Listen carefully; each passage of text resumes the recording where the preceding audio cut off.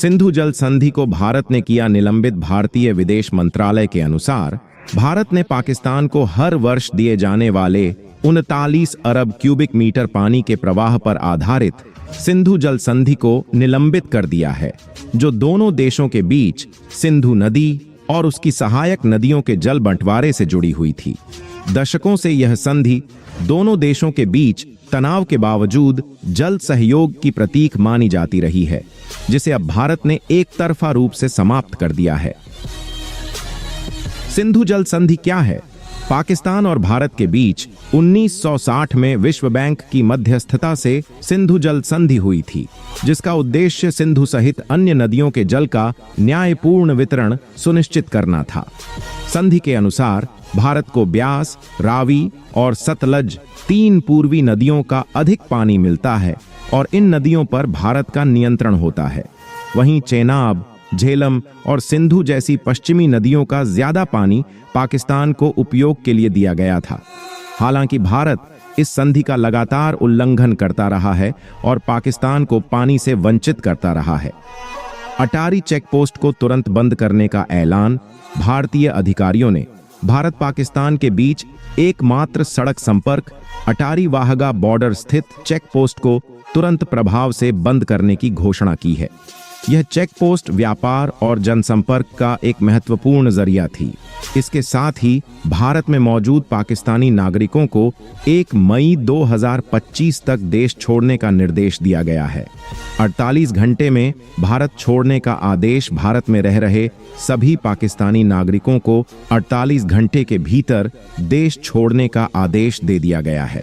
साथ ही भारतीय विदेश मंत्रालय ने कहा है कि पाकिस्तानी राजनयिकों के वीजा को सीमित किया जाएगा और सार्क के तहत वीजा सुविधा पूरी तरह से समाप्त कर दी गई है।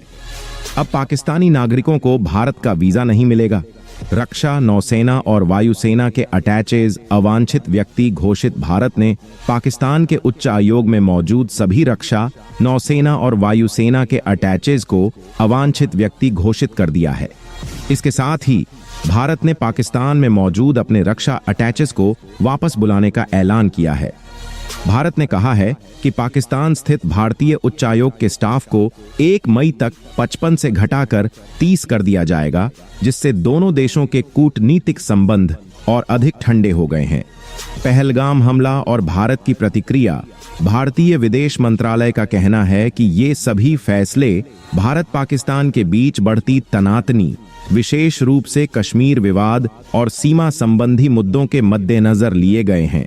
ये निर्णय प्रधानमंत्री नरेंद्र मोदी की अध्यक्षता में हुई cabinet committee on security (CCS) की आपात बैठक में लिए गए, जिसमें अमित शाह, S जयशंकर, अजीत डोभाल और राजनाथ सिंह ने भाग लिया। भारत सरकार का दावा है कि यह हमला धार्मिक पहचान के आधार पर किया गया और उसी का यह सीधा जवाब है। विदेश कार्यालय की प्रतिक्रिया।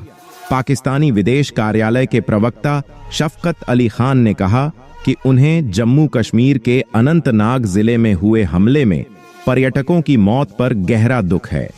उन्होंने मृतकों के परिवारों से संवेदना व्यक्त की और घायलों के शीघ्र स्वास्थ्य लाभ की कामना की। इरफान सिद्दीकी। यह फॉल्स फ्लैग ऑपरेशन है। नवाज शरीफ की पार्टी के नेता इरफान सिद्दीकी ने कहा कि यह हमला फॉल्स फ्लैग ऑपरेशन है। उन्होंने आरोप लगाया कि भारत खुद पाकिस्तान में आतंकी गतिविधियों को अंजाम देता आ रहा है और उसका इतिहास इसी बात का गवाह है। LOC पर भारत का एक और झूठ बेनकाब। भारत द्वारा 23 अप्रैल को LOC क्षेत्र सरज्योर में 2 कथित घुसपैठियों को मारने का दावा झूठा साबित हुआ है। स्थानीय लोगों का कहना है कि यहाँ के निवासी फारूक और मोहम्मद दीन 2 बुजुर्ग चरवाहे पशु खोजने निकले थे और भारतीय सेना ने उन्हें गैर मुसल्लह होते हुए भी गोली मार दी। कश्मीरियों ने किया भारतीय मीडिया का विरोध। मीडिया रिपोर्ट्स के मुताबिक कश्मीरियों ने भारतीय मीडिया के दुष्प्रचार के खिलाफ सड़कों पर उतरकर प्रदर्शन किया। गोदी मीडिया हाय हाय और मोदी सरकार मुर्दाबाद जैसे नारों से घाटी गूंज उठी। प्रदर्शनकारियों ने साफ संदेश दिया कि वे अब भारतीय मीडिया की झूठी कहानियों को स्वीकार नहीं करेंगे और अपने हक के लिए आवाज उठाते रहेंगे।